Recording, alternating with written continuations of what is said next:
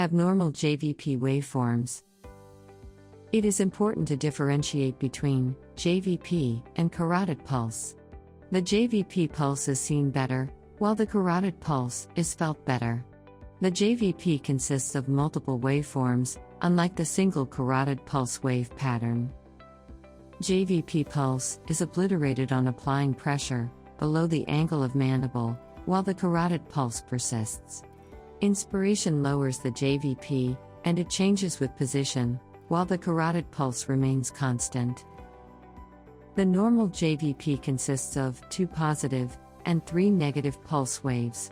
The positive waves are A, C, V, and the negative waves are X and Y. The A wave is generated by atrial contraction.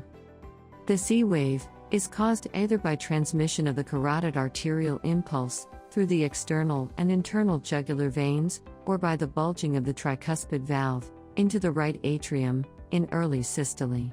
The V wave represents atrial filling, that is, atrial diastole, and occurs during ventricular systole.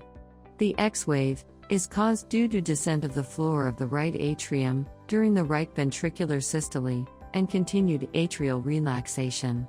The Y wave correlates with atrial emptying. The A wave and the V wave can be differentiated, as shown in the presentation. The A wave corresponds with S1 heart sound, whereas the V wave corresponds to the S2 heart sound. Giant A waves, or venous corrigan, are classically described as leaping to the eye, and are greater in height than usually perceived. Causes of giant A waves are decreased right ventricular compliance and tricuspid stenosis. The Cannon A wave occurs when the right atrium contracts against a closed tricuspid valve to cause a large pulsation. It is seen in complete heart block, ventricular tachycardia, and ectopic beats. Absent A waves are noted if the patient has atrial fibrillation. There can be no organized atrial activity, and the A wave of the jugular venous pulse is lost altogether.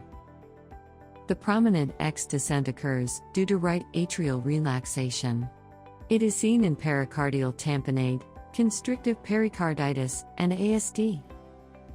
The diminished X wave descent is seen in tricuspid regurgitation and sometimes in constrictive pericarditis. The C wave ascent occurs due to carotid artery pulsations adjacent to the jugular vein and bulging of the tricuspid valve in the right atrium. It is prominent in tricuspid regurgitation. The prominent V wave occurs when there is increased right atrial filling. It also appears in tricuspid regurgitation. The rapid Y descent occurs due to opening of the tricuspid valve and rapid filling of the right ventricle. It is seen in constrictive pericarditis, Friedreich's sign, severe heart failure, and tricuspid regurgitation. The slow Y descent is seen in tricuspid stenosis and right atrial myxoma. Absent Y descent is seen in pericardial tamponade. To get more such high-yield medical content, don't forget to subscribe. BasidiaMED. The easiest and fastest way to take advanced clinical history.